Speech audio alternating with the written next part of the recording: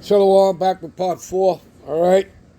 Again, we're dealing with World War III, Armageddon. We're dealing with prophecy. Yahweh Shai is the spirit of prophecy. And again, the title is The Cup. All right. So, this is Habakkuk 2 and 16. Let's pick it up here. Thou art filled with shame for glory. Talking about, the Edomites. Okay. The self-proclaimed white man. Thou art filled with shame for glory. Drink thou also. Let thy foreskin be uncovered. The cup of the Lord's right hand. Hello, yeah. Who's on his right hand? Yahweh Shai. All right. It shall be turned unto thee, and shameful spewing shall be on thy glory. Right? See that? All right. Give me a minute. Revelations 18 and 6. Reward her, even as she rewarded you, double unto her. Now, they've been back in power for a third and final time. Because previously they ruled, calling themselves the Greeks and the Romans. They called themselves after the land they conquered. You read about that in Psalms 49:11. But since the Renaissance, which means rebirth, back into the power seat, all the way to now, what has it been? 633 years? 733 years, somewhere in there. Well, they're going to get double, all right, what we've had to go through, okay, of captivity, oppression, all right? Murder, genocide, stealing of land, wealth, resources, they're going to get double. All right? This is what the Lord is telling you. Reward her even as she rewarded you, double unto her according to her works. In the cup which she hath filled, fill to her double. You understand? Okay? So that day is coming. They're reserved. Okay? They're being reserved and preserved for the day of the Lord. Okay? Give me a minute. This is Proverbs 16 and 4. The Lord Yahweh hath made all things for himself, yeah, even the wicked for the day of evil. See that? You understand? You hear the precept like Job 21:30. Let's go to that. Give me a minute. Job 21:30. The wicked is reserved for the day of destruction. Hello. Let's read that again. The wicked is reserved for the day of destruction. All right? They shall be brought forth to the day of wrath. Okay? You understand that? See? Okay? So they're not getting away with anything, people. Give me a minute. This is Nahum 1 and 9.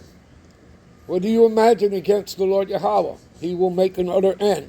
Going to bring an end to this Edomite beast system. Affliction shall not rise up again a second time for you Israelites, for you Negro Latinos and Native Americans, and to our brothers and sisters scattered. Now, further understanding here. All right, the Most High is jealous. The Lord revengeth, the Lord revengeth. The Lord Yahweh revengeth, the Lord Yahweh revengeth. And is furious. And the Lord Yahweh will take vengeance. Here we go with that word again. Vengeance. Not love, not hugs and kisses, all right? He will take vengeance on his adversaries. I've already taken you to the hit list of Psalms 83. He reserveth wrath for his enemies. The Lord Yahweh is slow to anger and great in power, and will not at all acquit the wicked. I repeat, will not at all acquit the wicked. Let's move on. Give me a minute. Psalms 89:14. Justice and judgment are the habitation of thy throne. The Most High's throne. Mercy and truth shall go before thy face. There you go. Give me a minute. All right. 2 Thessalonians 1 and 6, saying it is a righteous thing with the Most High to recompense tribulation to them that trouble you. Okay?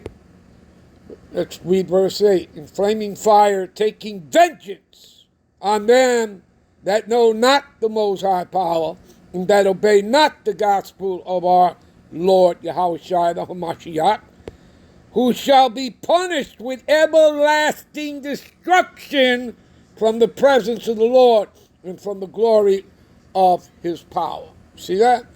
Okay? And again, those that don't want to bow down and go into captivity, give me a minute. This is Luke 19:27, right? Those, right, that are my enemies, which would not that I should reign, right? They don't think that Yahweh Shai, a Negro or black man should reign, who is Lord of Lords, King of Kings. Well, bring them hither and slay them before me. Let's read the NLT version. And as for these enemies of mine who did not want me to be their king, bring them in and execute them right here in front of me. Hello. Give me a minute.